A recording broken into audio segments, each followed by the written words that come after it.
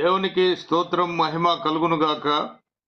ప్రియతమ grace radio Telugu శ్రోతలందరికీ హృదయపూర్వక స్వాగతం, సుస్వాగతం. మిత్రులారా, truth and times a Christian perspective అనే ఈ పాడ్కాస్టులో ఈరోజు న్యాయాధిపతుల గ్రంథంలోని మొదటి 5 అధ్యాయాలు మనం ధ్యానించబోతున్నాం. The book of Judges, first 5 chapters. Judges బుక్లో 21 అధ్యాయాలు ఉన్నాయి. సో ఫర్ కన్వీనియన్స్ సేక్ 4 ఎపిసోడ్స్గా మనం దీనిని 4 ఎపిసోడ్స్గా ఈ యొక్క జడ్జెస్ బైబిల్ స్టడీని మనం నిర్వహిద్దాము, God willing, in the next coming 4 episodes. So today we will start with the introductions. ఈ యొక్క పాడ్కాస్ట్లో పాల్గొంటున్న దైవజనులు, బైబిల్ స్కాలర్స్ను మీకు మొట్టమొదట పరిచయం చేస్తాను. గౌరవనీయులు డాక్టర్ రవికుమార్ దరివేముల గారు, pastor, good shepherd church, Hyderabad. మరియు శ్రీ డేనియల్ విజయప్రకాష్ గొంతుపులి గారు, సీనియర్ అడ్వకేట్ కమ్ క్రిస్టియన్ ఐడియాలగ్. ఇరువురు దైవజనులకు స్వాగతం, సుస్వాగతం. మిత్రులారా, గౌరవనీయులు పాస్టర్ గారి ప్రార్థనతో నేటి పాడ్కాస్ట్ను ప్రారంభించుకుందాం. ప్రార్థన చేసుకుందామండి. మహోన్నతుడా, జీవాధిపతి, మా రక్షగా, మా విమోచగా, నీ పాదాలకు వెళ్ళి స్తోత్రం చేస్తాం. యేసుక్రీస్తు నామమున ఇక్కడ మీ యొద్ద చేరి ఉంటున్నాను నాయన ప్రభా. మరి ఈ సమయంలో నాయన ప్రభా, ఈ యొక్క జడ్జెస్ ఫస్ట్ 5 చాప్టర్స్ మరి మేము ధ్యానించుచుండగా నీ సన్నిధి మాతో ఉంచండి నాయన ప్రభా. డిస్కస్ చేస్తున్నటువంటి నాయన ప్రభా నీ బిడ్డలు నాయన బ్రదర్ హేమ్సా గారిని బట్టి, నాయన బ్రదర్ డానియల్ విజయ్ గారిని బట్టి నీకు వందనాలు చెల్లిస్తున్నాను నాయన ప్రభా. గ్రేస్ రేడియో తరఫున పనిచేస్తున్నటువంటి మరి నాయన ప్రభా పాస్టర్ సుభాష్ గారిని, వారి కుటుంబంలో నాయన ప్రభా జ్ఞాపకం చేసుకుంటున్నాం నాయన ప్రభా. వీళ్ళందరినీ మీరు దీవించండి, ఆశీర్వదించండి నాయన ప్రభా. ఈ యొక్క పాడ్కాస్ట్ మా ఆత్మీయంగా మాకు మేలు కలుగుటకు, మేము నీలో ఎదిగి నాయన నీకు ఇష్టమైన బిడ్డలుగా, నీకు సాక్షులుగా ఉంటూ మాకు సహాయం దయచేయమని వింటున్న ప్రతి శ్రోతను దీవించి ఆశీర్వదించండి. యేసు నామమున అడిగివేడుచున్నాం తండ్రి, ఆమేన్.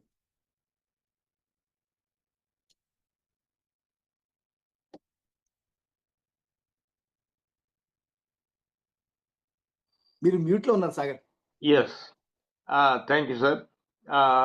మిత్రులారా, ఉపోద్ఘాతంలో న్యాయాధిపతుల గ్రంథాన్ని, గ్రంథకర్తను, ఆ డేట్ లైన్ను మీకు మొదట పరిచయం చేస్తాను. The book of Judges begins where Joshua concludes. ఆ విధంగా మనకు ఒక విధంగా జాషువా గ్రంథం యొక్క కొనసాగింప అన్నది కూడా మనకు అనుమానము కలగక మానదు. మిత్రులారా, జాషువా గ్రంథంలో మనం చూస్తే దేవుని పాలన కనిపిస్తుంది. దేవుని పాలన, గాడ్స్ రూల్. ఎందుకంటే స్వయంగా యెహోవా దేవుడు తన జనాంగాన్ని, తన చోజన్ పీపుల్ను వాగ్దాన దేశానికి నడిపించాడు. ఎన్నో యుద్ధాలు చేశారు, అద్భుతమైన విజయాలు సాధించారు. సువిశాల ఇశ్రాయేలు సామ్రాజ్యాన్ని తన ఇశ్రాయేలు ప్రజలకు బహుమతిగా ఇచ్చారు దేవుడు. Certainly it is a golden era, స్వర్ణయుగం, జాషువా గారి యుగం. కానీ న్యాయాధిపతుల పీరియడ్కు వస్తే, జడ్జెస్ పీరియడ్కు, ఎరాకు వస్తే, we will see a great transition from God's rule to judges rule, and at the end of judges rule we will see the king's rule. దేవుని పాలన తర్వాత న్యాయాధిపతుల పాలన చివరలో రాజుల పాలన మొదలవుతుంది. 1380 BC నుండి 1318 బిఫోర్ క్రైస్ట్ నుండి 1050 BC వరకు న్యాయాధిపతుల ఎరా, న్యాయాధిపతుల కాలము 300 సంవత్సరాలు. ఈ ఈ 300 సంవత్సరాల అంతములో ఫస్ట్ కింగ్ ఆఫ్ ఇజ్రాయెల్ మనకు ప్రజెంట్ చేయబడతాడు. సమూయేలు గ్రంథంలో మనకు పరిచయం చేస్తారు. ఫస్ట్ కింగ్ ఆఫ్ ఇజ్రాయెల్ సౌలు గారు 1050 BCలో ఆయన పట్టాభిషేకము సమూయేలు ప్రవక్త గారి ద్వారా, last judge and the prophet వారి ద్వారా ఆయనను అభిషిక్తునిగా చేస్తారు. అదేవిధంగా పట్టాభిషేకం చేస్తారు. సో ఈ 300 న్యాయాధిపతుల కాలాన్ని darkest period in the history of Israel అని వర్ణించారు కొందరు historians, Bible scholars, Talmudic Bible scholars. దీన్ని నిజంగా మనము వారు ఆ విధంగా అంటే సిఎల్సి బైబిల్ కంపానియన్ అనే బుక్లో ఆ యొక్క దేవుని పాలన నుండి న్యాయాధిపతుల పాలనకు ఏ విధంగా ట్రాన్సిషన్ జరిగింది, ఏమి కారణాలు, ఏ విధమైన political, social, cultural, economic and spiritual reasons have influenced this transition అన్నది చాలా వివిడ్గా వారు డిస్క్రైబ్ చేశారు. మిత్రులారా, మొట్టమొదట let's examine the political reasons. Briefly, I am going to tell you, and I am going to hand over the mic to our distinguished scholars soon. Joshua గారి మరణం తర్వాత ఇస్రాయెల్లో గొప్ప నాయకత్వ సంక్షోభం మొదలైంది. మహానాయకుడు, మీరు గమనిస్తే నాడు మహానాయకుడు మోషే గారు మరణించిన తర్వాత వెంటనే దేవుడు అదే స్థాయి మహానాయకుణ్ణి జాషువా గారిని అపాయింట్ చేశారు. కానీ జాషువా గారి మరణం తర్వాత కొంత గ్యాప్ వచ్చింది. ఆ గ్యాప్ లీడర్షిప్ క్రైసిస్ అని చెప్పేసి వర్ణించారు. ఇప్పుడు నేడు మన భారతదేశంలో ఏ విధంగా ఎకనామిక్ క్రైసిస్, లీడర్షిప్ క్రియేట్ చేసిన ఈ యొక్క ఎకనామిక్ క్రైసిస్ సంక్షోభం ఎలా ఉందో ఆ విధంగా ఆనాడు ఆ యొక్క లీడర్షిప్ క్రైసిస్ ఉందని చెప్పేసి మనం భావించవచ్చును. అదేవిధంగా రెండవ కారణము, ప్రతి తెగ విడివిడిగా జీవించింది. There was no cohesion, cooperation between the 12 tribes. అది one of the very sorrowful reasons, ఎంతో బాధాకరమైన painful reasons, one of the painful reasons. తర్వాత కేంద్రీకృత రాజ్యం కానీ కేంద్రీకృత నాయకత్వం కూడా లేకుండా పోయింది. సెంట్రలైజ్డ్ లీడర్షిప్, జాషువా లాగా టోటల్ కంట్రోల్ ఉన్న నాయకుడు లేకపోవడం వల్ల ఆ విధమైన విడివిడిగా జీవించడం ప్రారంభమైంది. శత్రువుల దాడులు, ఫోర్త్ రీజన్ ఇస్ శత్రువుల దాడులు తరచుగా జరగడం ప్రారంభమైనాయి. ఎందుకంటే మీకందరికి తెలుసును, అన్కాంకర్డ్ టెరిటరీస్ ఉన్నాయి ఆ ఎంటైర్ కింగ్డమ్లో. ఆ యొక్క క్యాననైట్ ఫోర్సెస్ వాళ్ళు ఫ్రీక్వెంట్గా వారు దాడులు చేస్తూ వీళ్ళను బాధిస్తూ పర్సెక్యూట్ చేస్తూ ఉన్నారు. So that was the political status prevailed at that time. Let us come to the socio-cultural reasons. కనానీయ సంస్కృతి యొక్క ప్రభావము బాగా ఇశ్రాయేలీయుల మీద పడింది. విగ్రహారాధన ర్యాంపెంట్గా పెరిగిపోయింది. నైతిక విలువలు పూర్తిగా క్షీణించిపోయినాయి. Moral bankruptcy. వీళ్ళు Israelis have become godless people, దేవుణ్ణి విడనాడారు. So let us come to the economic reasons. వ్యవసాయము ప్రధానమైన వృత్తి. Agriculture was the main stay of the economy. కానీ కనానీయులను పూర్తిగా వారు కాంకర్ చేసినప్పటికీ వాళ్ళను ఆ యొక్క భూభాగం నుండి తొలగించలేదు. కాబట్టి ఆ యొక్క సారవంతమైన భూములు, ఫర్టైల్ ల్యాండ్స్ అన్నీ ఇంకా ఆ యొక్క కనానీయుల చేతుల్లోనే ఉండేది. So situation is like this. కనానీయుడు భూస్వామి, ఇజ్రాయేలీ కాంకరర్ అయినప్పటికీ ఒక టెనెంట్ లాగా ఉండినాడు. ముఖ్యంగా మీరు సంసోను గారి ముందు పరిస్థితులు గమనిస్తే, ఇజ్రాయేలీ టెనెంట్స్ వారు భూమిని సాగు చేసి హార్వెస్ట్ టైంలో పంటను తీసుకునేటప్పుడు ఈ యొక్క ఫిలిస్తీయులు సర్దారులు సైన్యంతో వచ్చి ఆ యొక్క పంటనంతా తీసుకుని, పైగా వీళ్ళని కొరడాలతో దెబ్బలు కొట్టి దారుణంగా హింసించి వారిని ఆర్థికంగా, శారీరకంగా దోపిడీ చేసి వెళ్ళిపోయేవారు. That was the situation prevailed at that time. ముఖ్యంగా మనం శాంసన్ అని కొత్త న్యూ హాలీవుడ్ మూవీ వచ్చింది, శాంసన్ స్టోరీ. దాంట్లో ఈ యొక్క సోషియో ఎకనామిక్ రీజన్స్ కూడా చాలా చక్కగా చూపించారు. సో ఆ విధంగా, అంతేకాకుండా not only this agriculture but also trade and commerce was the monopoly of కానానైట్స్.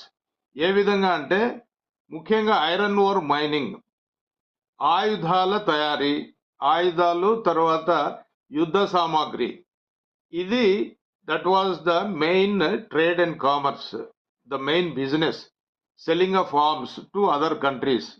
వీళ్ళ ఐరన్ ఓర్ రిచ్గా ఉంది కాబట్టి మైనింగ్ చేసి ఆయుధాలను తయారు చేసి ఆయుధాలను ఇతర దేశాలకు అమ్మేవారు. ఈ ఈవెన్ మోడర్న్ డేలో కూడా మనము ఇంటర్నేషనల్ అఫైర్స్లో చూస్తే చాలా కంట్రీస్ ఆయుధాలు తయారు చేసి ఇతర దేశాలకు ఆ యొక్క అమ్ముతా ఉన్నారు. ఆ విధంగా అటువంటి కంట్రీస్ను మర్చెంట్స్ ఆఫ్ వార్ అని కూడా మనము అంటూ ఉంటాం. మిత్రులారా, let us come to the final spiritual reasons. దేవుని మీద ఉన్న అచంచలమైన విశ్వాసము, అబ్సల్యూట్ ఒబీడియన్స్ అన్నవి పూర్తిగా బలహీనమైపోయినాయి ఆనాడు. ఇజ్రాయలైట్స్ వర్ డిజొబీడియంట్. తర్వాత బాలు, అష్తారోతు లాంటి విగ్రహాల ఆరాధన బాగా పెరిగిపోయింది. Israelites have become Idol worshippers.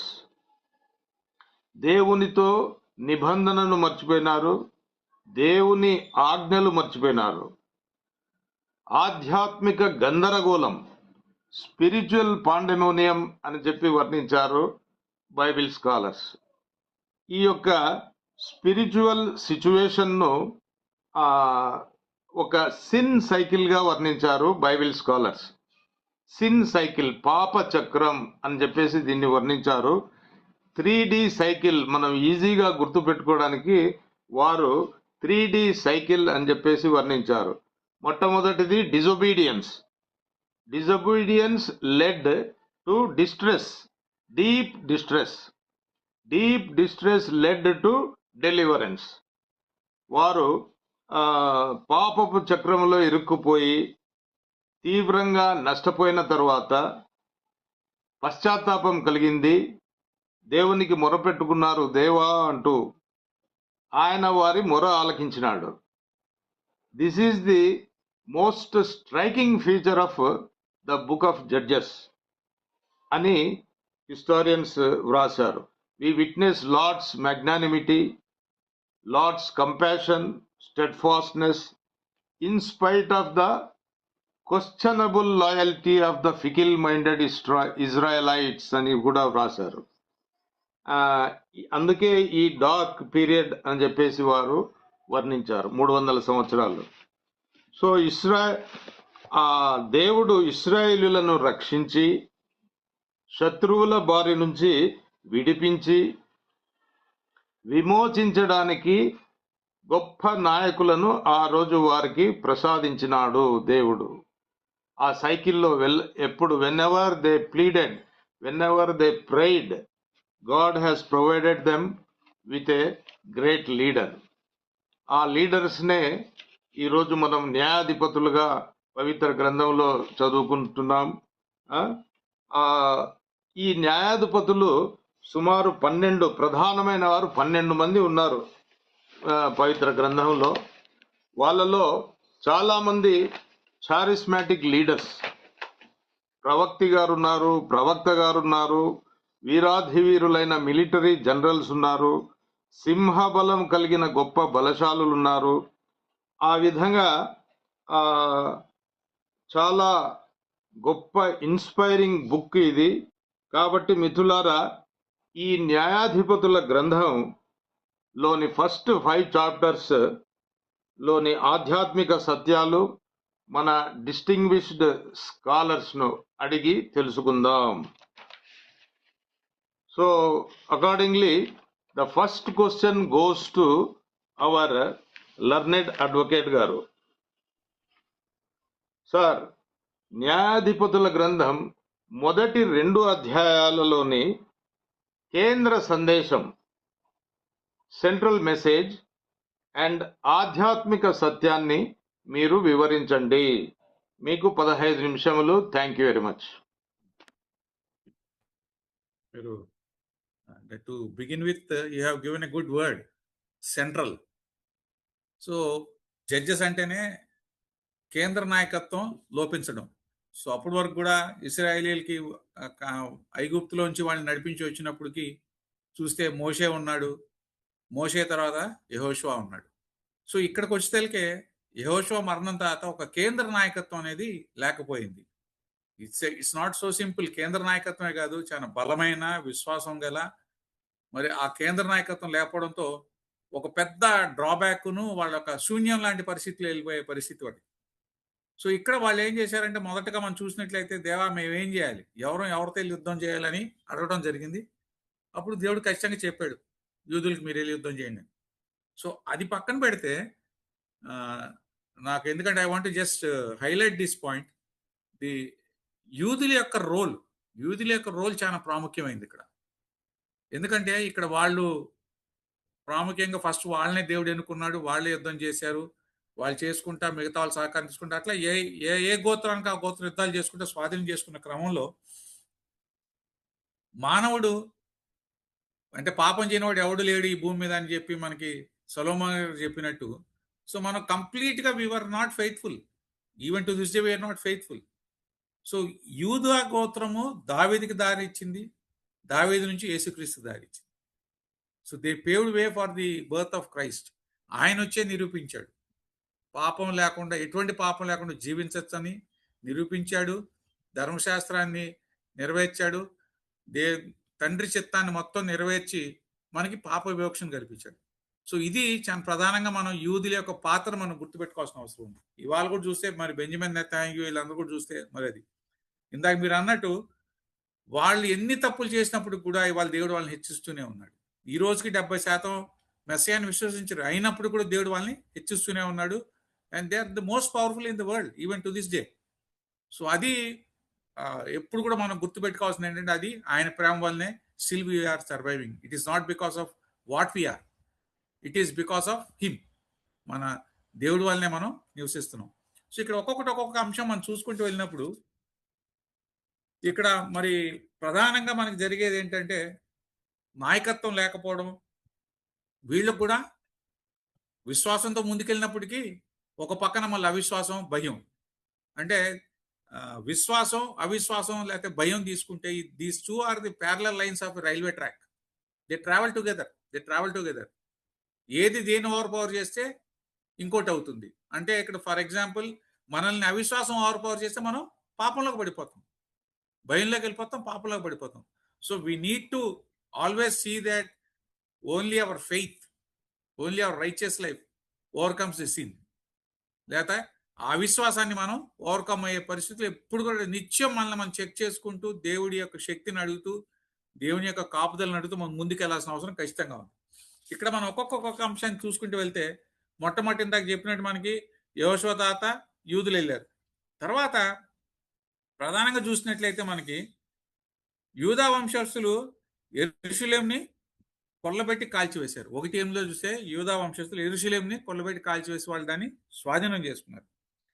కానీ అక్కడ మనం చూస్తే ఏమవుతుందంటే, దేవుడు వాళ్ళకి సమూల నాశనం చేసి వాళ్ళు మొత్తం వాళ్ళని స్వాధీనం చేసుకోండి, దాన్ని సమూల నాశనం చేసి వాళ్ళందరూ కూడా వెళ్ళగొట్టమంటే వీళ్ళు అది చేయలేకపోయారు.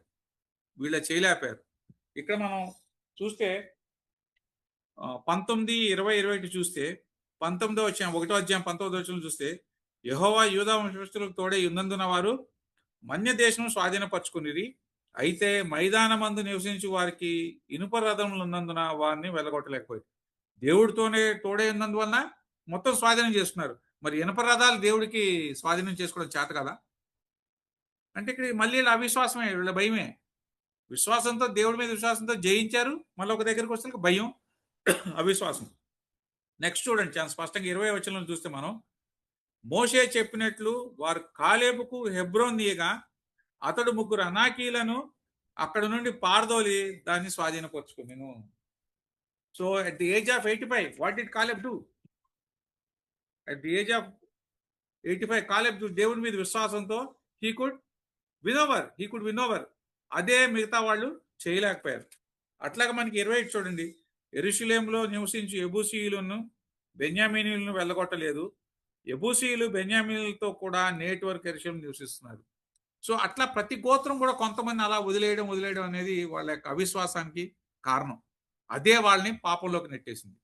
ఇవాళ మనం కూడా క్రైస్తవులుగా, సంఘంగా మనం కూడా అవిశ్వాసం మధ్య నివసిస్తున్నాం కాబట్టి ఖచ్చితంగా మనం వాళ్ళతో కలిసిపోతామా, లేక మనం వాళ్ళకి వేరే జీవించి మన దేవుని యొక్క చిత్తాన్ని నెరవేరుస్తూ ఆయన మహిమను చూపించే బిడ్డలుగా మనం ఉంటామా అనేది ఇవాళ మనకు ఒక పెద్ద ప్రశ్న. ఇది సంఘానికి ఇది చాలా పెద్ద ప్రశ్న. ఎందుకంటే ఆ రోజులాగా ఈ రోజు కూడా అదే పరిస్థితిలో మనం నివసిస్తున్నాం. ఇట్లా మనం 2వ అధ్యాయం కూడా చూస్తే ఇంకా మరీ దుర్మార్గం అయిపోయింది వాళ్ళ పరిస్థితి. మరీ దుర్మార్గమైన పరిస్థితి. 2వ అధ్యాయం ఒకసారి మనం 10వ వచనం చూస్తే 2:10లో, ఆ తరము వారందరూ తమ పితరుల యొద్దకు చేర్చబడిరి. వారి తరువాత యెహోవానైనను ఆయన ఇశ్రాయేలీయుల కొరకు చేసిన కార్యములను ఎరుగని తరం ఒకటి పుట్టగా. సో అంటే ఏంటి? అసలు యేసుక్రీస్తు చేసిన మేలులు లేదా ఆయన చేసిన కార్యాలు ఏంటి తెలియని తరం వచ్చింది. అంటే ఏంటి? దానికి ప్రధాన కారణం ఏంటి? బోధన లేదు, వాళ్ళకి బోధించలేదు ఎవరు. వారు ముందు తరం వాళ్ళకి బోధించలేదు కాబట్టి, అంటే ముందు తరం వాళ్ళు కూడా దేవుణ్ణి విసర్జించి ఉన్నారు, దేవుడి యందు అవిశ్వాసంతో జీవించారు. తర్వాత తరం వాళ్ళకి బోధించాల. బట్ లక్కీలీ మనకి వాళ్ళ అది కంటిన్యూ అవుతుంది. It is continuing. మనం ఇవన్నీ చూడనప్పటికీ, ఏమి చేయనప్పటికీ మన విశ్వాసం చాలా గొప్పది. We are just believing. సో మనకి సంఘాలు ఉన్నాయి, సంఘ కాపురదారు మనకి వాక్యం అందుతుంది, మన అందిన వెళ్తున్నాం ఇన్ని. సో ఇది ప్రధానంగా వాళ్ళకి ఏంటంటే, అది ఈ రోజుకి కంటిన్యూ అవడం వల్ల still they are facing these problems. ఆ ప్రాబ్లమ్స్ అనేవి వాళ్ళకి వస్తూనే ఉన్నాయి. సో దీన్ని దృష్టిలో పెట్టుకొని కూడా వాళ్ళ సంఘం తను ప్లాన్ చేసుకోవాల్సిన అవసరం ఉంది, తను కరెక్ట్ చేసుకోవాల్సిన అవసరం ఉంది, తను వాక్యాన్ని బట్టి ముందుకు వెళ్ళాల్సి అవుతుంది. అట్లాగే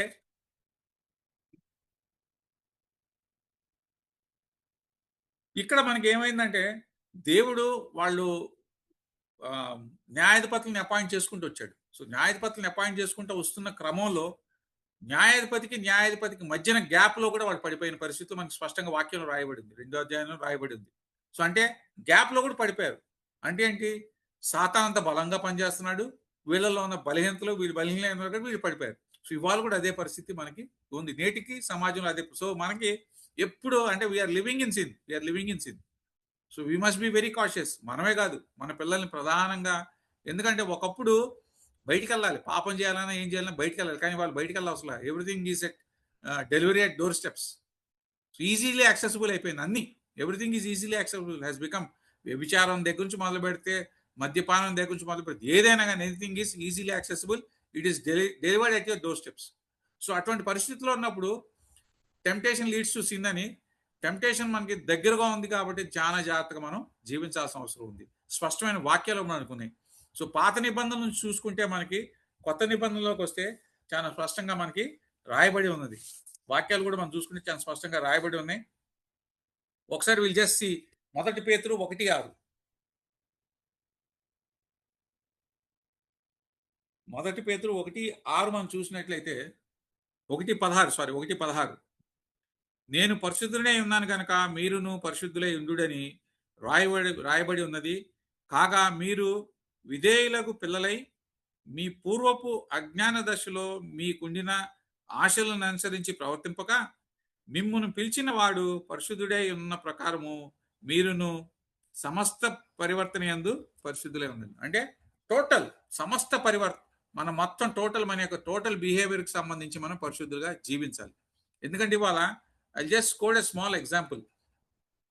వన్స్ ఒక పనుండి నేను ఒక ఆయన దగ్గరికి వెళ్ళాను, ఒక గవర్నమెంట్ ఆఫీసర్ దగ్గరికి వెళ్తే, సో మొత్తం నా అంతా విన్నాక నా రిప్రజెంటేషన్ చూసినాక మీకు జాబ్ ఉందా అన్నాడు. అంటే లేదు సార్ నాకు జాబ్ లేదు అన్నాను. ఎందుకు రాలేదు మీకు అన్నాడు. ఇది ఎందుకు అడుగుతున్నాడని, సార్ నేనేం చెప్పండి సార్, నాకంటే తెలివేలు ఉన్నారు కాబట్టి దేవుడు వాళ్ళకి ఇచ్చాడు, నాకు కొద్దిగా తెలివి తక్కువ ఉంది కూడా నాకు ఇవ్వలేదు అన్నా. యువర్ రైట్ అని చెప్పి, నాకు నా తెలివితేటలకి ప్రభుత్వం నాకు ఉద్యోగం ఇచ్చింది, నీ పని చేసినందుకు నువ్వు నాకేమి ఇస్తావు అన్నాడు. అంటే ఆయన తెలివితేటలకి జీతం ఇస్తుంది గవర్నమెంట్, నా పని చేసింది నేను ఆయనకి ఏమి ఇవ్వాలి అనే నిర్వచనాన్ని ఆయన లంచం కోసం నిర్వచించుకున్నాడు. సో ఇవాళ సిమిలర్లీ మనం అరాకొర జీవితాలతో, అరాకొర ఆదాయాలతో మనం నివసిస్తున్నాం.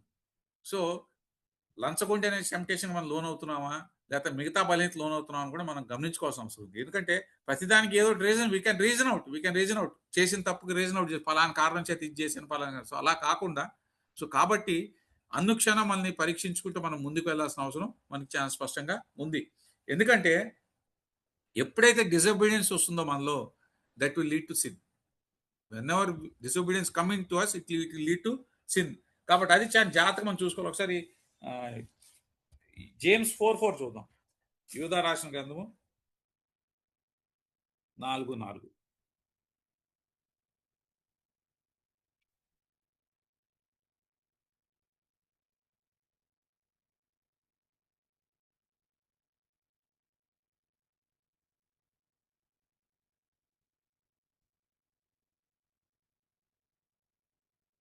ఇక్కడ మనకి స్పష్టంగా ఏంటంటే, కొత్త నిబంధనలో విశ్వాసులు కూడా నీతిగా పరిశుద్ధంగా జీవిస్తూ పాపంతో రాజీ పడకుండా తమ విశ్వాసం ద్వారా ఇతరులకు వేరుగా, అంటే అన్యులకు వేరుగా మనం జీవించాల్సిన అవసరం చాలా స్పష్టంగా మనకి మొదటి పేరు 1:16 రాసి ఉంది. అట్లాగే యూదాలో రాసి ఉంది, రోమిలు కూడా. ఇవన్నీ కూడా చూస్తే సిమిలర్ ఇది. సో నాకు I could not get that reference తీలేపాను బైబిల్లో. సో ఇవి చాలా స్పష్టంగా చెప్పబడి ఉన్నాయి అక్కడ. We need to live differently with the world. మన చుట్టుపక్కల ఉన్న వారికి క్రైస్తవుడు అంటే ఇలా జీవిస్తాడు రా అనేది మనం నిరూపించుకోవాల్సిన అవసరం ఉంది. ఈ పాత నిబంధనలోని పాఠాల ద్వారా, కొత్త నిబంధనలో మనకి యేసుక్రీస్తు చూపించిన మార్గం ద్వారా మనం చేయాల్సింది ఏంటంటే, we definitely should show the impact on to the society. మనల్ని చూసి వాళ్ళు విశ్వాసంలోకి రావాలి, మన జీవితాన్ని చూసి వాళ్ళు విశ్వాసంలో. మనమే పాపపు జీవితంలో ఉంటే, మనమే వాళ్ళకి మార్గదర్శకంగా లేకపోతే, మనమే ఒక మోడల్గా లేకపోతే, we can't do anything. So ఇక్కడ మనకి అట్లాగా చూసినట్లయితే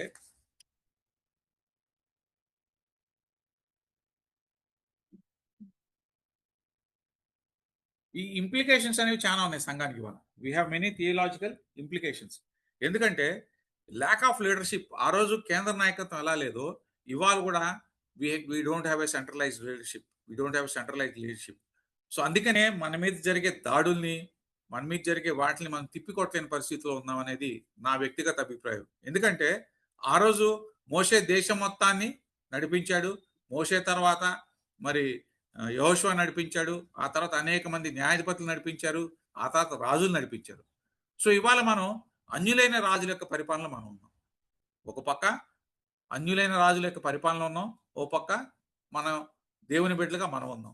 సో దేవుని బిడ్డలుగా మనకున్న దానిలో we don't have a proper direction. అంటే proper direction in the sense a common direction for us, a common call to us. ఎప్పుడైతే ఆ common calls, it should be same. అంటే కామన్ డైరెక్షన్ అంటే ఎంతసేపు ఉద్యమాలు వీటిగా అనేది కాదు. Common consensus in understanding the Bible, in understanding the word, in understanding the God and expressing the same, spreading the same. Are we spreading the same అనేది కూడా ఖచ్చితంగా చెక్ చేసి. ఎందుకంటే నా విశ్వాసంలో మీ విశ్వాసంలో, నా బోధలో మీ బోధలో డిఫరెన్స్ ఉన్నప్పుడు తెలియని వాడు ఏది అవలంబించాలి అనేది ఒకటి, తెలుసుకున్నవాడు పక్కదోవ పడతాడు. అట్ ది సేమ్ టైం మనల్ని మిగతా ప్రపంచం మొత్తం కూడా చూస్తుంది. సో అక్కడ స్పేస్ ఇవ్వకుండా మనం కూడా వాళ్ళు కూర్చొని, సో మనం కూడా వాళ్ళల్లో కలిసిపోకుండా వేరుగా జీవించాలంటే we also need to look for a leadership. We also need to look for a king. ఖచ్చితంగా ఆయన యొక్క పరిపాలన మనం చూపించాలంటే ఆ రాజులైన యాజకులు అందరం కావాలి. ఆయన ఎవరిని ఎన్నుకుంటాడు, ఆయన అల్టిమేట్గా ఆయన చేతిలో పరిపాలన వెళ్తే that is different issue. But ఏ స్థాయికి ఆ స్థాయిలో మన స్థాయిలో మనం రాజులైన యాజకులు అయినప్పుడు ఖచ్చితంగా జరుగుతుంది. మనకి ఆయన పాలాంగి చోకర్ చర్చ్ గురించి అందరూ వినింటాం. ఆ చర్చికి ఐ థింక్ ఎంత 200 కిలోమీటర్స్ రేడియస్‌లో there is no hospital and there is no medical shop అంట. మరి అంత ఇదిగా ఆయన చేస్తున్నప్పుడు అదే ఇంపాక్ట్ మన దేశంలో ఎందుకు మనం చూపించలేకపోతున్నాం? ఇవాళ మన మీద దాడులు చేస్తున్నారంటే మనం అంటే భయం లేనితనమే కదా! మనం దేవుడి యొక్క శక్తిని, మహిమను చూపించలేకపోతున్నాం కదా! ఆ రోజు దానియేలులాగా, షడ్రక్, మెషక్, అబేద్నెగోలాగా మనం చూపించగలిగితే ఇవాళ మన జోలికి రావాలంటే భయపడతారు. ఖచ్చితంగా భయపడతారు. అది చూపించలేకే ఆ పరిస్థితులు ఉన్నాయి కాబట్టి మరి బైబిల్‌లో అనేకమైనవి మనకు రాసి ఉన్నాయి కాబట్టి వాటన్నిటి నుంచి మనం నేర్చుకొని ఖచ్చితంగా మన పరిశుద్ధతను మనం కాపాడుకోవాలి. మన యొక్క ఆహ్, రాకడకి అతి సమీపంగా ఉన్నాం కాబట్టి ఏ రోజుకి ఆ రోజు కాపాడుకుంటూ మనల్ని, మన కుటుంబాన్ని నడిపించుకుంటూ, మన సంఘాన్ని కూడా నడిపించుకుంటూ, మన స్థాయిలో మనం మంచి నాయకత్వం యెహోషువలాగా, మోషేలాగా మంచి నాయకత్వం ఇచ్చి సంఘాన్ని ఖచ్చితంగా ముందుకు నడిపించాల్సిన బాధ్యత మన మీద ఉంది. మనం ఖచ్చితంగా ఆయన యొక్క రాజ్య స్థాపన కోసం పాటుపడాల్సిన పని ఉందని చెప్పి తెలియపరుస్తూ ముగిస్తున్నాను. Thank you. Thank you Vijay గారు. ఈ జడ్జెస్ గ్రంథంలోని 2 అధ్యాయాలు లోని ఆధ్యాత్మిక సత్యాలను చాలా అద్భుతంగా వివరించారు. అదేవిధంగా నేటి తరానికి, నేటి సంఘానికి, నేటి క్రైస్తవులకు కూడా చక్కటి సందేశాన్ని ఇచ్చారు. Very inspiring message. Thank you very much. We will move to the next question. Second question goes to our beloved Pastor Garu. Sir, kindly explain the theology of 3 judges in chapter 3. Sir, you have 10 minutes. Thank you very much, sir. Thank you brother Sagar. మరి ఈ సమయంలో 3వ అధ్యాయంలో న్యాయాధిపతుల్లో చూసినట్లయితే మరి కనానీయులు, ఈ కనానీయులు ఇశ్రాయేలీలు పూర్తిగా వెళ్ళగొట్టలేదు. అంతేకాదు వాళ్ళను మరి జయించలేకపోయారు కొన్ని విషయాల్లో. ఎందుకు ఇలా జరిగిందంటే మరి ఇశ్రాయేలీలు దేవుని దృష్టిలో పాపం చేసి ఉన్నారు. పాపం చేసి ఉన్నందువలన దేవుడు వాళ్ళను పూర్తిగా వెళ్ళగొట్టలేదు, దేవుడే ఉంచినట్లుగా చూస్తున్నాం. ఇక్కడ చూసినట్లయితే మరి 3వ అధ్యాయంలో మరి యెహోవా మోషేతో తమ తండ్రులకు ఇచ్చిన వారు అనుసరించరో లేదో తెలుసుకొనుటకు ఇశ్రాయేలును పరిశోధించగై ఆ జనములను ఉండనిచ్చెను. ఆ జనములు అంటే ఈ కనానీయులు, హిత్తీయులు, అమోరీయులు, పెరిజ్జీయులు, హివ్వీయులు వీళ్ళందరూ కూడా దేవుడు వాళ్ళను ఉంచాడు. ఎందుకంటే మరి ఆయన వీళ్ళకు నిజంగా ఫెయిత్ ఉందా లేదా, మరి ఫెయిత్ లేకపోతే, విశ్వాసం లేకపోతే వాళ్ళనే వీళ్ళ మీదకి పంపించి వీళ్ళని అణిచివేసేసి వీళ్ళు బాధలో, శ్రమలో ఉంటే అప్పుడు వీళ్ళు మొరపెడితే దేవుడు తన ప్రణాళిక చొప్పున వాళ్ళని శిక్షించి దగ్గర చేర్చుకుంటాడు. ప్రేమ గల దేవుడు కాబట్టి ఆయన న్యాయాధిపతులను మరి నియమించుతా ఉన్నాడు. మరి వాళ్ళని రక్షించడానికి, వాళ్ళని విమోచించడానికి, ఆ దాసత్వం నుంచి, ఆ బాధల నుంచి. మరి ఇక్కడ చూసినట్లయితే ఫస్ట్ అపోస్టసీ చూసినట్లయితే 7-11 వచనాల్లో చూసినట్లయితే 3వ అధ్యాయము మరి ఒత్నియేలు ఆయనను రక్షకుడిగా ఇశ్రాయేల్ కొరకు నియమించినాడు. ఎందుకంటే మరి వీరు ఇశ్రాయేలు చేసిన పాపం ఏంటంటే మరి వారు కనానీయులను వారి కుమార్తెను పెళ్లి చేసుకుంటూ కుమారులను తమ కుమారుల వారికి ఇచ్చు దేవతలను పూజించు వచ్చిరి. 2 అండ్ యెహోవాను మరచి బయలు దేవతలను, స్తంభములను, మరి దేవతా స్తంభములను కూడా పూజించినట్టుగా మనం చూస్తున్నాం. అంటే దేవుని రిజెక్ట్ చేసిన వాళ్ళు టోటల్గా దేవునికి అవిధేయత చూపించినారు. మరి వాళ్ళ దేవుళ్ళను పూజిస్తూ మరి ఆత్మీయంగా చూసినట్లయితే వారు వేరే దేవులతో వ్యభిచరించినట్లుగా కూడా మనం చూస్తున్నాము. గాడ్స్ ఇన్స్ట్రక్షన్స్ స్పెసిఫిక్ ఉన్నాయి. మీరు నా మాట వింటే మీకు ఆశీర్వాదాలు ఉంటాయి, మీ భూమి ఉంటుంది. మీరు నా మాట వినకపోతే మీరు మరి సఫర్ కావాల్సి వస్తుంది అని దేవుడు ఎన్నోసార్లు చెప్పాడు. 2వ అధ్యాయంలో యెహోవా దూత అని ఉంది క్లియర్గా. యెహోవా దూత ఒక వార్నింగ్ ఇచ్చేస్తాడు. ఏమని? మీరు ఈ దేశంతో నిబంధన చేసుకోకూడదు, బలిపీఠములను మీరు విరగొట్టాలంటే ఆయన మాట వినలేదు. ఇక్కడ యెహోవా దూత అంటే నథింగ్ బట్ ఆయన God manifested in the flesh. యేసు ప్రభుగా మనం చూస్తా ఉన్నాం. యేసు ప్రభు ఈ లోకానికి వచ్చి అక్కడ వచ్చి మరి దేశ నివాసులతో మీరు నా మాటను వినలేదని చెప్తున్నాడు దేవుడుగా. He's God. ఆయన చెప్పినప్పుడు వాళ్ళందరూ కూడా మరి అక్కడ అయ్యో అని చెప్పేసి దుఃఖపడి ఆ బోకీం అనే ప్లేస్ లో దుఃఖపడినారు బాగా. దుఃఖపడితే లాభం లేదు. పైకి దుఃఖపడితే లాభం లేదు. దుఃఖం వలన మనకు మారు మనసు రావాలి, మనం చేయించాలి. కానీ స్టిల్ వాళ్ళు ఏం చేస్తారంటే ఇంకా ఇతర దేవతలను పూజిస్తా ఉన్నారు. ఇంకా వారి ఇతరులను పెళ్లి చేసుకుంటున్నారు. ఇతర దేవతలు వ్యభిచరిస్తా ఉన్నారు. ఈ విధంగా దేవునికి కోపం పుట్టించారు. కోపం పుట్టించిన వలన వాళ్ళు వాళ్ళు బాగా సఫర్ అయిపోయినారు. వాళ్ళు బాగా డిస్ట్రెస్ లో వాళ్ళు దేవుణ్ణి మొరపెట్టారు. వాళ్ళు మొరపెట్టినప్పుడు ఒత్నీయేలును దేవుడు ఫస్ట్ చూపించాడు. ఆ తర్వాత ఏమైందంటే మరి యెహోవా ఆత్మ అతని మీదకి వచ్చాను. God is with him. ఈరోజు మనం యుద్ధాలు చేయంటే మన సొంత చేత కాదు. God should be with us. యెహోవా ఆత్మ ఒత్నీయేలుకి వచ్చినందువలన అప్పుడు ఏం చేశాడంటే ఆ యొక్క రాజును కూషన్ రిషాతాయిము ఆయన ఆ చేతికి అప్పగించను, ఆయన జయించను. సో 40 సంవత్సరం దేశం నెమ్మది పొందాను. 40 సంవత్సరాలు మరి దే ఎంజాయ్ ద పీస్. ఏ యుద్ధం లేకుండా. ఎందుకంటే దేవుని మీద ఆధారపడినారు. దేవుడు ఒత్నీయేలును ఆయన ఏర్పరచుకున్నాడు. ఆయన ఆయన ద్వారా ఇశ్రాయేలును రక్షించినట్టుగా మనం చూస్తాము. రెండవ అపొస్తలుస్ ఏంటంటే వారు మళ్ళీ 40 ఏళ్ల తర్వాత ఏం చేస్తారంటే మరి వాళ్ళు ఏం చేస్తారంటే యెహోవా దృష్టికి మళ్ళా దోషులైనందువలన ఆయన మోయాబు దేశంను ఆ రాజు ఎగ్లోను అనే రాజును బలపరిచినాడు. అంటే మోయాబు వాళ్ళను మరి రేకెత్తించి వీళ్ళ మీదికి ఇశ్రాయేల్ మీదికి మరి 18 సంవత్సరాలు సఫర్ అయిపోయినారు మోయాబు రాజు కింద. 18 ఏళ్ళు సఫర్ అయిన తర్వాత వాళ్ళు మొరపెడితే దేవుడు ఏం చేసినాడంటే యెహోవాకు మొరపెట్టగా బెన్యామీనుడైన గెరా కుమారుడు యెహూదును రక్షకుని. సో 18 ఏళ్ళు వాళ్ళు సఫర్ అవుతున్నారు. ఆ తర్వాత మొరపెట్టినప్పుడు దేవుడు యెహూదుని ఏర్పరచుకున్నాడు. ఈ యెహూదు మరి వెళ్ళి మరి ఆ ఎగ్లోన్ రాజు దగ్గరికి వెళ్ళి ఎగ్లోన్ రాజు దగ్గర ఎవ్రీ టైం ఆయన కప్పం తీసుకొని పోయి కట్టేవాడు. ఒకరోజు దేవుడు నీతో మాట్లాడతాను సపరేట్ గా పిలిచి మరి ఆయన దగ్గర కత్తి తీసుకొని ఆయన పొడి చేసినట్టుగా మనం చూస్తున్నాం. అంటే దేవుడు మరి సహాయం చేశాడు. ఆయన చనిపోయిన తర్వాత వారు మరి 80 సంవత్సరాలు నెమ్మదిగా ఉన్నారంట. 80 సంవత్సరాలు నెమ్మదిగా. సో దేవుడు ఏం చేస్తాడంటే దేవుడు మన ప్రేమ గల దేవుడు. మనం పాపం చేసిన still he loves because he has given a covenant love. ఆయన తన నిబంధన ఇచ్చిన జనాంగం కాబట్టి వారు నశించిపోవడం ఇష్టం లేదు. వాళ్ళు మొరపడితే వినేటువంటి దేవుడు. ఈరోజు మనం ఎన్ని పాపం చేసినా స్టిల్ మనము యేసు ప్రభుకు ప్రార్థన చేస్తే యేసు ప్రభు మన పాపాలను క్షమిస్తాడు. ఆయన నమ్మదగిన దేవుడు, విశ్వాసం కలిగినటువంటి దేవుడు. మనం పాపంలో ఒప్పుకుంటే క్షమించేటువంటి దేవుడు. మరి అలాగే మరి ఈ లెసన్స్ ద్వారా న్యాయపతులు మనం కష్టాలు వస్తాయి, బాధలు వస్తాయి. మరి ఇవన్నీ కూడా వచ్చినప్పుడు మనం దేవుని మీద ఆధారపడాలి. మనం సొంతగా జయించలేము. మనకు శోధనలు వస్తూ ఉంటాయి ఈ జీవితంలో.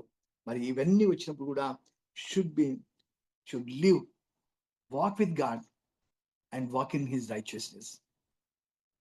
దేవునితో నడవాలి. మనం దేవునితో సంబంధం ఉండాలి. మన పాపంలు ఏం చేస్తాయంటే మరి ఆయనకు దూరం చేస్తాయి. యెషయా గ్రంథం 59వ అధ్యాయం 1వ వచనం చూసినట్లయితే మీ దోషాలు నాకు అడ్డంగా ఉన్నాయంట. మీరు పాపాలు చేసినందువల్ల నేను వినను అంటా ఉన్నాడు. కాబట్టి మనలో పాపంలో దోషంలో ఉంటే ఆయనకు మనకు రిలేషన్షిప్ ఉండదు. కాబట్టి వాటిని ఒప్పుకోవాలి. వాటిని ఒప్పుకున్నప్పుడు, ఎందుకంటే మన దేవుడు పరిశుద్ధమైన దేవుడు కాబట్టి మన పాపంను క్షమించేసి ఒప్పుకుంటే ఆయన బిడ్డలుగా చేసుకునేటువంటి దేవుడు. ఈ విధంగా దేవునితో సంబంధం కలిగి ఉండి ముందుకు సాగాలని ప్రభు చెప్తా ఉన్నాడు. ఎటువంటి పరిస్థితుల్లో అయినా కానీ మనకు ఈ కష్టంలో వచ్చినా శ్రమలు వచ్చినా దేవుని దగ్గర ప్రార్థన చేయాలి. వాళ్ళు మొరపెట్టినప్పుడు దేవుడు విన్నాడు. And God raised a judge among them. దేవుడు ఒక జడ్జిని ఏర్పరిచాడు. ఆ తర్వాత వాళ్ళకు అంత శాంతి, నెమ్మది ఉంది. సో మరి తర్వాత మరి పాపంలో పడకుండా మనం ప్రయత్నం చేయాలి. ఎల్లప్పుడూ మనం రక్షించే దేవుడు ఉన్నాడు. మనం పాపం చేయకుండా దేవుడు మనకు తోడుగా ఉన్నాడు కాబట్టి పాపం చేయకుండా పరిశుద్ధంగా జీవిస్తూ దేవుని వైపు సాగాలి. అనేకులకు దీవెనకరంగా ఉండాలని దేవుడు మనతో మాట్లాడుతా ఉన్నాడు. థ్యాంక్ యూ బ్రదర్ హేమసాగర్ గారు. థ్యాంక్ యూ పాస్టర్ గారు, అద్భుతమైన సందేశాన్ని ఇచ్చారు. న్యాయాధిపతుల మీదకి యెహోవా ఆత్మ వచ్చింది. ఆ ఆత్మ వచ్చిన తర్వాత అద్భుతమైన విజయాలు వచ్చినాయి. వారికి రక్షణ వచ్చింది, విమోచన కలిగించారు, శాంతి సమాధానాలు కూడా లభించాయి. బేసింగ్ ఆన్ దిస్ అపోస్టసీ మీరు చాలా చక్కటి ఈ నేటి క్రైస్తవులకు చక్కటి పాఠాలు వివరించారు. Thank you very much sir. We will move on to the next question to advocate గారు. ప్రాఫెటస్ దెబోరా గారి అద్భుత చరిత్రను నేటి సంఘానికి అన్వయిస్తూ మీ సందేశాన్ని ఇవ్వండి. Thank you very much. Thank you అండి. డెబోరా అనగానే మనకి we should see in a gender లెన్స్లో చూడాల్సిన అవసరం ఉంది. ఇక్కడ చూస్తే మనకి ఆనాటి నుంచి ఈనాటి వరకు కూడా మనకి కాపర్ అనేది చాలా ముఖ్యమైనది. కాపర్ యొక్క రోల్ చాలా ముఖ్యమైనది. మరి మనకి అంతకుముందు కూడా ఒక ఎపిసోడ్లో మనం మాట్లాడుకున్నాం. వీ హ్యావ్ ఏ షెపర్డ్, మనకు ఒక కాపర్ ఉన్నాడు. పరలోకంలో మనకు ఒక కాపర్ ఉన్నాడు. సో మనం we are in advantageous position and most comfortable position and protected position. So దాన్ని ఏ రకంగా మనం విశ్వాసంతో ముందుకు తీసుకెళ్తాం అనేది ఒకటి చూసినట్లయితే, లోకపరమైన కాపర్ లేకపోతే ఎప్పుడు కూడా ఈ గొర్రెలు చెదిరిపోతూనే ఉన్నాయి. మోషే తర్వాత యెహోషువ తర్వాత లేక పాపంలో పడిపోతుంటే, మరి ఆ క్రమంలో వచ్చిన డెబోరాని మరి దేవుడు ఆమెని స్త్రీ అయినప్పటికీ ఆమెను ఎన్నుకున్నాడు. ఇక్కడ డెబోరాని మనం జాగ్రత్తగా గమనించినట్లయితే చాలా మంది హిస్టోరియన్స్ లేకపోతే వీళ్ళు కూడా స్కాలర్స్ కూడా కొంతమంది వ్యతిరేకించారు. ఎందుకంటే మంది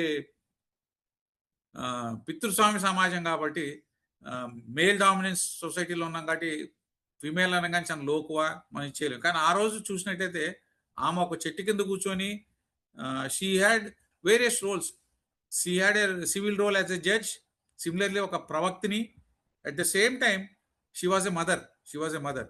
సో అంటే ఆమె హౌస్ హోల్డ్ థింగ్స్ చూసుకుంటా, ఇటు తీర్పు తెచ్చుకుంటా, అట్ ద సేమ్ టైం ప్రవక్తగా మరి వాళ్ళని నడిపిస్తూ, మరి ఆ రోజు బారాకుని నడిపించిన బారాక్ ఏమన్నాడు, నువ్వు లేని నేను వెళ్ళలేనన్నాడు. నువ్వు లేని నేను వెళ్దంటే ఆమె ఏమంది, నేను కనుక వస్తే ఒక స్త్రీ చేతిలోకి పెట్టాడు, స్త్రీలకే ఇది వస్తుందని చెప్పి she even mentored him. But even then in spite of it, లేదు నువ్వు నాకు రావాల్సిందే అన్నాడు. అంటే ఇవాళ నేనేమంటానంటే దాన్నే మనం ఇవాళ జెండర్లోకి తీసుకొస్తే, జెండర్ ఈక్వాలిటీ అంటే ఏంటి? సమానత్వం, సమభాగం, అంతేకాని డామినెన్స్ కాదు. అంటే వాళ్ళు ఫెమినిస్టిక్ ఇది ఉంది. ఫెమినిస్టిక్ ఇదిలోకి మనం చూసుకుంటే వాళ్ళు మేమే ముందు ఉండాలి, అన్ని మేమే అంటారు. సో అలా కాకుండా మనం పురుషుడు స్త్రీ ఇద్దరు సమానమే, భార్య భర్తలు ఇద్దరు సమానమే, సంఘంలో పురుషులు స్త్రీలు అందరూ కూడా సమానం, అందరికి సమానమైన పాత్ర కావాలనేది ఇవ్వాలనేది కూడా మనం దాన్ని ఇవి ఒక మంచి నిదర్శనం. డెబోరా తర్వాత రూతును కూడా చూసాం. So how she has saved. So ఇవన్నీ కూడా మనకు ఉన్నాయి కాబట్టి బైబిల్లో, దాన్ని వాళ్ళు మనం అవలంబిస్తున్నాం లేదనేది ముఖ్యం. అన్నిటికంటే ముఖ్యం కూడా ఏంటంటే we have different roles, multiple tasking అనేది వాళ్ళు చాలా ఉంది. సో దాన్ని how best we are able to handle అనేది కూడా చూస్తే, స్త్రీలు మనకి they are well versed and they can handle very nicely multiple tasking అనేది. అది మనం వాళ్ళ నుంచి నేర్చుకోవాల్సిన గుణం. సిమిలర్లీ ఒకసారి మనం బైబిల్లో చూసినట్లయితే మొదటి సమూయేలు 8:7 చూస్తే, ప్రజలు నిరాకరిస్తారు, మాకు రాజు కావాలని అడుగుతారు. అంటే జడ్జెస్ నుంచి కింగ్ దగ్గరికి వచ్చాం మనం. సో అప్పుడు సమూయేలు చాలా బాధపడితే దేవుడు ఏమన్నా అంటే, వాళ్ళు నిరాకరించింది నిన్ను కాదు నన్ను నిరాకరించారని చెప్తాడు. సో అట్లా చూసుకుంటూ వస్తే మనం ఎంతసేపు నిరాకరించడం మన పని, ఎంతసేపు నువ్వు మాకేం చేసావు, నీ వల్ల మాకు ఇది, నీ వల్ల ఇది, నీ వల్ల నువ్వు ఉన్నా మేము కష్టాలు ఉన్నది, ఎంతసేపు ఇదే దీంతో వి కీప్ ఆన్ బ్లేమింగ్. అట్లాగే సిమిలర్లీ విమెన్ కూడా మనం ఏం చేస్తుంటే బ్లేమ్ చేసుకుంటూ వస్తున్నాం. We are blaming them for any ఇది. అంటే మనకు బాగా లోకువైంది. ఎందుకంటే ఇవాళ సంఘం స్త్రీలని సమానంగా ఎందుకు చూడలేకపోతుంది అంటే, ప్రధాన కారణం ఆదాము అవ్వ దగ్గర నుంచి మొదలైంది. అవ్వ పాపంలో పడిపోయింది. సో అవ్వ పాపంలో పడిపోయింది కాబట్టి మేమందరం పాపంలో పడిపోయాం అనే దాని మీద మనం అందరం చేసుకుంటూ వచ్చి, మనకి వీ హ్యావ్ సిమిలర్ ఏమంటాం బైబిల్ వర్స్ కూడా ఉంది. అది కూడా చెప్తాను ఒకసారి నేను. ఫస్ట్ తిమోతిలో ఫస్ట్ తిమోతి 2:11-15 వరకు ఒకసారి చూస్తే, మొదటి తిమోతి 2 11-15 స్త్రీలు మౌనంగా ఉండి సంపూర్ణ విధేయతతో నేర్చుకొనవలెను. స్త్రీ మౌనంగా ఉండవలసినదే గాని ఉపదేశించుటకైనను పురుషుని మీద అధికారం చేయుటకైనను ఆమెకు సెలవీయను. మొదట ఆదామును తర్వాత హవ్వను నిర్మింపబడేది కారా, మరియు ఆదాము మోసపరచబడలేదు కానీ స్త్రీ మోసపరచబడి అపరాధంలో పడెను. అయినను వారు స్వస్థ బుద్ధి కలిగి విశ్వాస ప్రేమ పరిశుద్ధతల యందు నిలకడగా ఉండినడల శిశు ప్రసూతి ద్వారా ఆమె రక్షింపబడును. సో ఇది ఆ సందర్భంలో ఆ రోజు ఉన్న సిచ్యుయేషన్ బట్టి చెప్తే, దాన్ని ఇవాళ లార్జర్ లెవెల్లో మనం ఎంతసేపు స్త్రీలకు రోల్ ఇవ్వాల్సిన అవసరం లేదు, బైబిల్లో రాసి ఉందని చెప్పి దీన్ని చాలా మంది బోధిస్తూ దాన్ని నెగిటివ్ గా బోధిస్తూ ముందు తీసుకెళ్లే వాళ్ళు ఉన్నారు. కానీ అది కాదు మనకి. సో మనం we need to respect them. మరి ఇంకో సందర్భంలో బలమైన ఘట్టంగా భావించి వాళ్ళని ప్రేమించమని చెప్పి కూడా చెప్పాడు ఆయన పౌలు గారు. సో ఇవన్నీ కూడా దృష్టిలో పెట్టుకుని ఏదో ఒక వచనం తీసుకొని స్త్రీలకు రోల్ లేదు, వాళ్ళని పక్కకు పెట్టచ్చు అనేది కాదు. We need to be more inclusive. అట్లాగే ఈ జెండర్లో లాస్ట్ టైం కూడా నేను చెప్పినట్టు స్త్రీలే కాదు, సంఘంలో వేరియస్ క్లాసెస్లో వాళ్ళు ఉంటారు. సో అందరి పట్ల కూడా మనం సమానమైన భావంతో ముందుకు తీసుకెళ్ళాలి. ఆ రోల్నే ఆమె చూపించింది, చక్కగా ఎక్స్ప్లెయిన్ చేసింది. బారాక్ ఆమె ఎక్స్ప్లెయిన్ చేసింది. She do not take upper hand. Barak ఆమెకు స్పేస్ ఇచ్చినప్పుడు కూడా she never took an upper hand. అలా కాదు, నువ్వు నన్ను రమ్మంటే నేను వస్తాను, కానీ నేను వస్తే ఆ ఘనత అంతా ఒక స్త్రీకే దక్కుతుందంట. సో అట్లా అది మనం చేయాల్సిన అవసరం ఉంది. ఇవాళ అయ్యో ఈయన నాకంటే ముందు వెళ్ళిపోతాడేమో, ఈయనకి బోధిస్తే నాకేముండదేమో, నాకు అప్పర్ హ్యాండ్ ఉండదేమో, నాకు విజిబిలిటీ ఉండదేమో, నాకు ఫోకస్ ఉండదేమో అనేవి ఇవి మనలో ఉన్నాయేమని మనం సరిదిద్దుకొని వీటి నుంచి మనం ఖచ్చితంగా దూరంకి వెళ్ళాల్సిన అవసరం ఉంది. వాళ్ళు ఇచ్చిన బెస్ట్ ఎగ్జాంపుల్స్ చూసుకొని అవి మనం పాటించకుండా ఊరిని అనవసరంగా స్త్రీలను మనం బ్లేమ్ చేసుకుంటూ వెళ్ళిపోయి they don't have a role అనేది లేదు. ఇవాళ చూడండి, ఇవాళ లీడర్షిప్కి వస్తే the failure of India why this crisis has come అనేది చాలా అనాలిసిస్ చూస్తుంటే దానిలో దే హ్యావ్ గాన్ బ్యాక్. ఎక్కడి వరకు వెళ్ళారు? ఇందిరాగాంధీ దగ్గరికి వెళ్ళి how she could handle as a women, how she could handle అనేది. అంటే అన్యులు దేవుని విశ్వసించిన స్త్రీలే అలా హ్యాండిల్ చేయగలిగినప్పుడు దేవుని విశ్వాసంతో ఉన్న స్త్రీలు ఎందుకు హ్యాండిల్ చేయలేరు? ఇంకా ప్రమాణంగా హ్యాండిల్ చేయగలరు. They can do. జ్ఞానం మొత్తం ఆయనే ఇచ్చేది, యెహోవా దేవుడే. మరి ఆయన దగ్గర నుంచి పొందుకున్న స్త్రీలు దే కెన్ డూ. ఒకటే ఏంటంటే మనకి we are living in a society where lot of informal social norms are institutionalised. అంటే కొన్ని పదాలు కూడా జెండర్కి ఆపాదిస్తాం మనం. పిరికితనం స్త్రీలకు ఆపాదిస్తాం. మగవాడు పిరికి, ఈడేవడరా ఆడవాళ్ళకి పిరికోడు అంటాం మనం. ధైర్యాన్ని ఏమో మగవాళ్ళకి ఆపాదిస్తాం. మగవాళ్ళ ధైర్యంగా తీరుతుంది అంటాం ఆడ మనిషిని. అంటే ఇవన్నీ కూడా ఏంటంటే మనం పెట్టుకుని ఏ విమెన్ ధైర్యంగా ఉండలేరా? ధైర్యం కావాలంటే ఏం కావాలి మనకి? ఆయన ఎందుకు విశ్వాసం ఉంటే ధైర్యం వస్తుంది, ఆటోమేటిక్ విశ్వాసం వస్తుంది. మాకు we have a good example in our home. My wife, తను అసలు భయపడదు దేనికి. ఎందుకంటే నాకు దేవుడి మీద విశ్వాసం అండి, నేను ఎందుకు భయపడాలంటదమ్మా. ఒక్కతే ఉంటుంది, అడవిలో పడేసిన ఒక్కతే ఉండగలదు. ఏంటంటే హీఈస్ దేర్ ఫర్ మీ అంటది. సో అట్లాగే ధైర్యం అనేది మగవాళ్ళకి సంబంధించింది. ఇటువంటి పదాలను ఆపాదించి మనం అనాదిగా సమాజంలో ఇవన్నీ కూడా ఇన్స్టిట్యూషనైజ్ చేసి అవే ట్రెండ్లో మనం వెళ్ళిపోతాం. అంటే all the house hold work should be done by the women అనేది.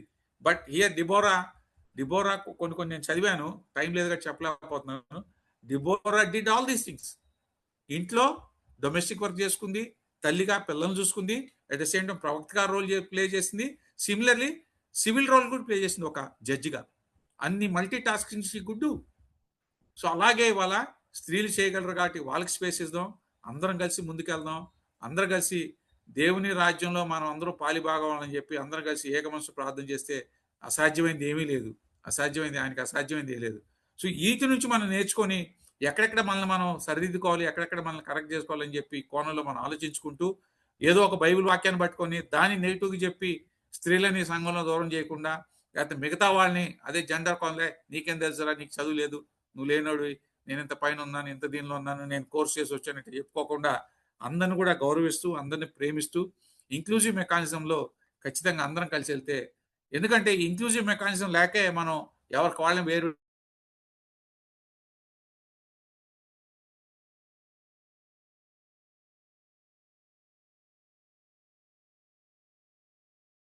కొట్టండి, ఆ సంఘం తీసుకుంటున్నారు, లేకపోతే ఆ సంఘం వాళ్ళు ఇచ్చి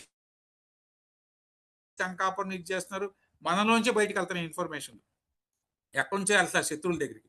సో ఇవన్నీ కూడా మనం కరెక్ట్ చేసుకుంటూ వీటిలన్నిటి కూడా కట్టడి చేసుకుంటూ అందరిని కలుపుకొని ముందుకెళ్తే ఖచ్చితంగా మనకు అసాధ్యమైంది లేదు. ఎందుకంటే అన్ని కూడా ఆయనవే. అటువంటి దేవుణ్ణి మనం విశ్వసించి ముందుకెళ్తే మనకు అసాధ్యమైంది ఏం లేదు. కాబట్టి ఇవన్నీ కూడా దృష్టిలో పెట్టుకొని మరి సంఘం దాన్ని సర్దిద్దుకుంటూ ఒక కేంద్ర నాయకత్వం దిశగా మనం అందరం కూడా నడుస్తూ మరి మన మీద వచ్చే దాడులు కానివ్వండి, మన మీద వచ్చే ఏవైతే ఉన్నాయో హింసను కానీ ఏదైనా కానీ అందరం సమిష్టిగా ఎదుర్కొంటే ఖచ్చితంగా మనం వాటిని జయించగలని చెప్పి తెలియపరుస్తూ ముగిస్తున్నాను. Thank you.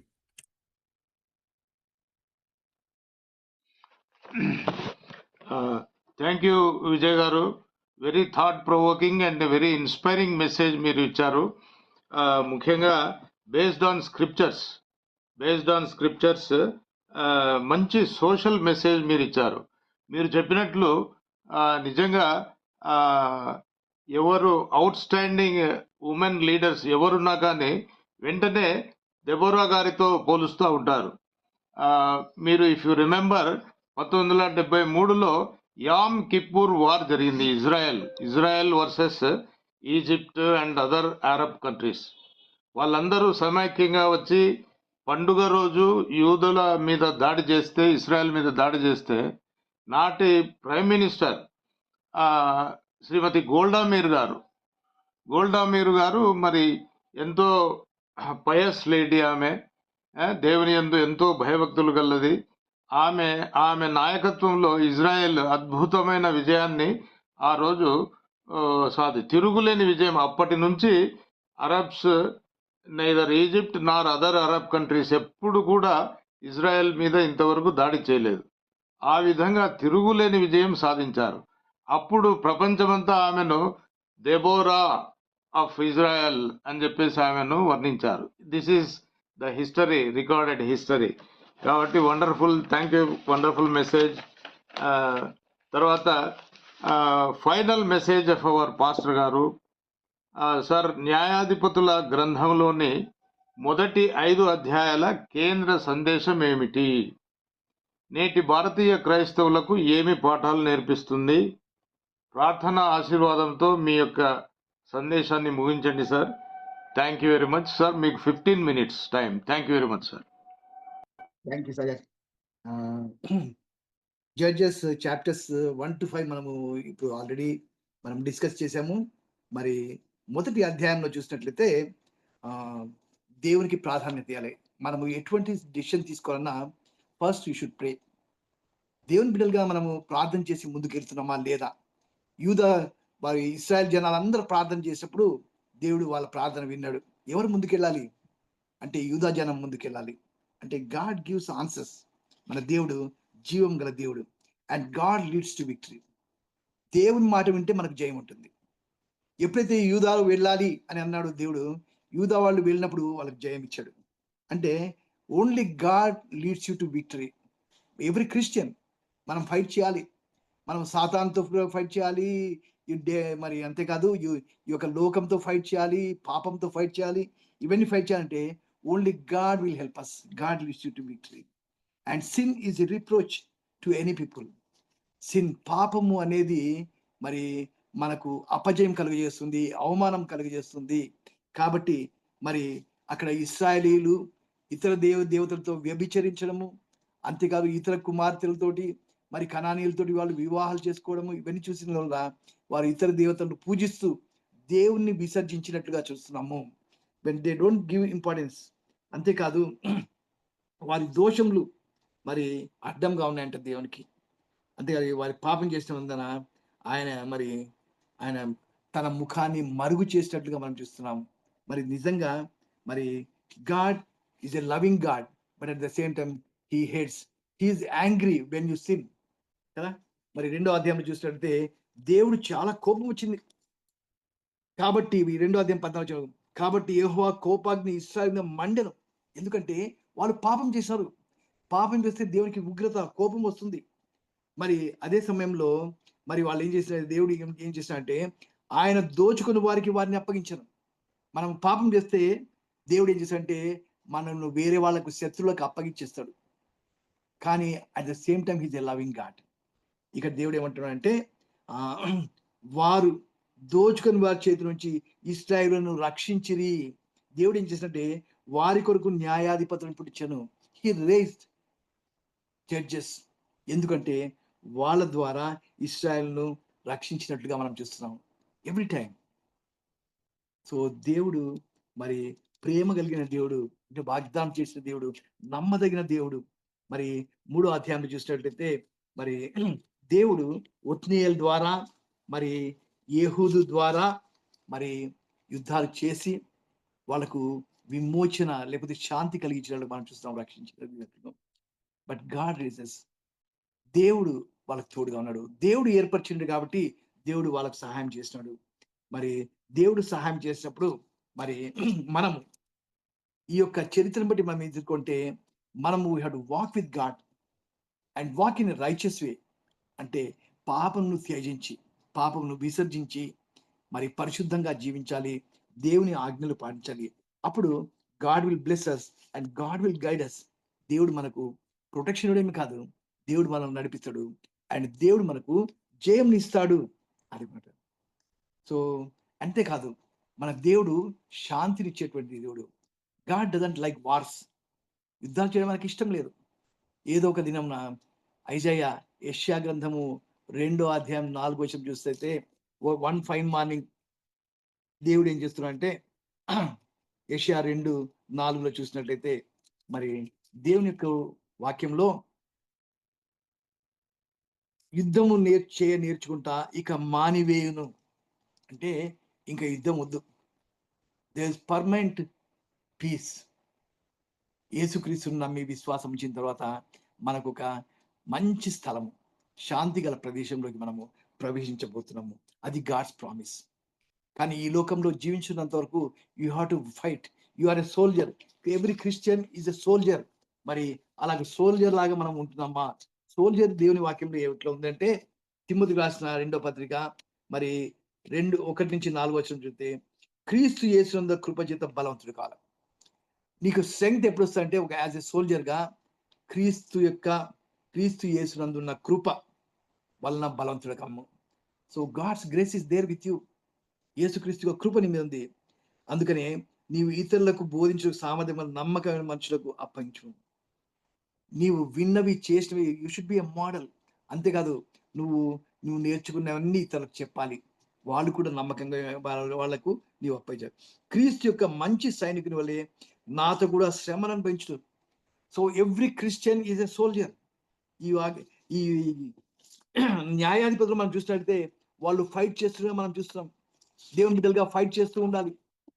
మరి ఫైట్ చేస్తూ ఉంటే మరి దేవుడు వాళ్ళకు సహాయం దయచేసినప్పుడు వాళ్ళు జయించినట్లుగా మనం చూస్తుంటాము. కాబట్టి సోల్జర్ హీ ఫైట్స్ అంతే. అండ్ ఎవ్రీ క్రిస్టియన్ లైఫ్ అనేది ఒక battle ground. And soldier should be loyal to his captain. అంటే యేసుక్రీస్తుకు నమ్మకంగా ఉండాలి. And we have to dedicate our lives. మన జీవితాలను ఆయనకు సమర్పించుకోవాలి. అండ్ మనం ఎటువంటి హార్డ్షిప్, ఎటువంటి కష్టం వచ్చినా willing to suffer for hardship. మనము శ్రమను అనుభవించడానికి సిద్ధంగా ఉండాలని దేవుడు చెప్తా ఉన్నాడు. So as a Christian we're soldiers. అంటే మరి వన్స్ ఒకప్పుడు మనము సాతానుకు ఇష్టంగా ఉన్నాము, సాతానుతో ఆనందించము, మనం పాపమును ప్రేమించము. ఈరోజు నేను యేసుక్రీస్తుని నమ్మిన తర్వాత నేను ఇప్పుడు దేవుని సాటిస్ఫై చేయాలి. దేవుని బిడ్డగా నేను మరి నీతిమంతుడిగా ఉండాలి, పాపమును అసహించుకోవాలి. Now I have to fight with the Satan. ఎందుకంటే ఆ కుటుంబం నుంచి వచ్చినా కానీ ఇప్పుడు now I'm a child of God. I have to fight with Satan. So సాతాన్తో మనము యుద్ధము చేయవలసిన వారం అంటున్నాము. అంతేకాదు మన శరీరక ఆశలు ఉంటాయి, వాటిని చంపుకోవాలి, మనం విసర్జించాలి, వాటిని సిలువ వేయాలి. అండ్ అలైవ్ అంటూ రైచియస్నెస్, మనము నీతిమంతుగా మనం జీవించాలి. Yesu I have overcome the world. నేను జయించిన కాబట్టి మీరు కూడా జయిస్తారు అనే కాన్ఫిడెన్స్ దేవుడు మనకి ఇస్తా ఉన్నాడు. అండ్ అంతేకాదు one fine morning the prince of this world will be driven out. ఈ లోకాధికారి బయట త్రోసివేయబడుతుంది. కాబట్టి God is with you.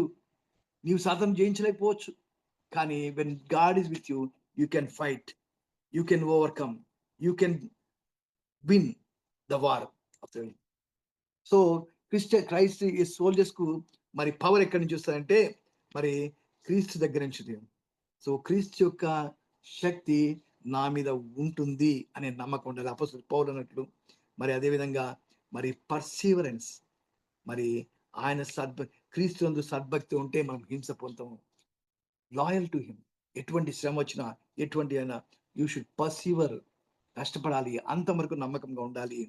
And అంతేకాదు మనము చూసినట్లయితే సోల్జర్స్ పేర్లు ఏంటంటే మనం ఈ లోకంలో ఉన్నటువంటి వాటి వైపున మనము ఉంచకూడదు.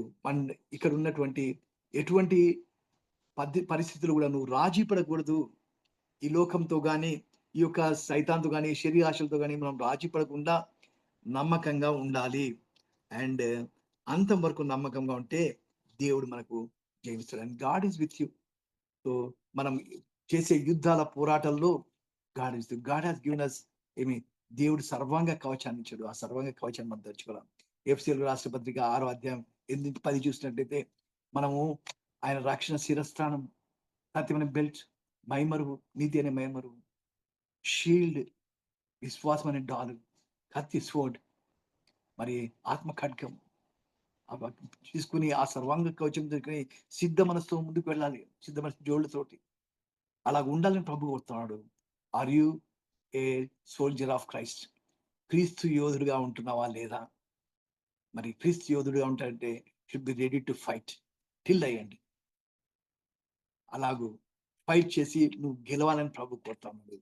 God is with you and you can conquer because he is the conqueror. God won and you will also win with when God is with you. మరి అటువంటి విశ్వాసంలో నీలో ఉందా? దయచేసి మరి అలా ఉండాలని ప్రభుని కోరుదాము. ప్రభువా నాకు సహాయం దయచేయి, నేను బలవంతుడిగా ఉండుటకు నీ కృప దయచేయి. ఆయన నన్ను బలపరచను అని అంది, నేను సమస్తం చేయగలని పౌలు చెప్పాడు. మనం చెప్పగలమా? ప్రార్థన చేసుకున్నామండి. ప్రేమగల మా తండ్రి, దయగల నాయన ప్రభా, జడ్జెస్ని బట్టి నాయన ప్రభా నీకు వందనాలు. నాయన నీ వాక్యాన్ని బట్టి నీకు వందనాలు చెల్లిస్తున్నాను ప్రభా. ఈ 5 అధ్యాయాల్లో నాయన ప్రభా మేము నాయన ప్రభా మరి సైనికులుగా నాయన ప్రభా నీవు సహాయం లేకపోతే మేము జయించలేము నాయన. నీవు మాకు తోడుగుండాలి నాయన ప్రభా. With you it is possible నాయన ప్రభా. ప్రభా మేము ఆ యొక్క సత్యంను గుర్తిరిగి ముందుకు సాగుటూ మీకు కృప దయచేయండి ప్రభా. నాయన వింటున్న ప్రతి శ్రోతను మీరు దీవించండి, ఆశీర్వదించండి ప్రభా. నాయన ప్రతి ఒక్కరు నాయన నీకు మంచి సైనికుడి వలె మరి నాయన ప్రభా శ్రమలు పొందుతూ ముందుకు సాగుటకు నాయన నీ కృప దయచేయమని వేడుకొంచున్నాం తండ్రి ప్రభా. ఇంకా ఇంతమంది అంధకారంలో వారికి నాయన ప్రభా నాయన సువార్త ప్రకటించడానికి మేము సిద్ధ మనసుతో ముందుకు వెళ్ళడానికి నీ కృప దయచేయండి నాయన ప్రభా. నాయన వింటున్న ప్రతి శ్రోతను దీవించి ఆశ్రయించండి.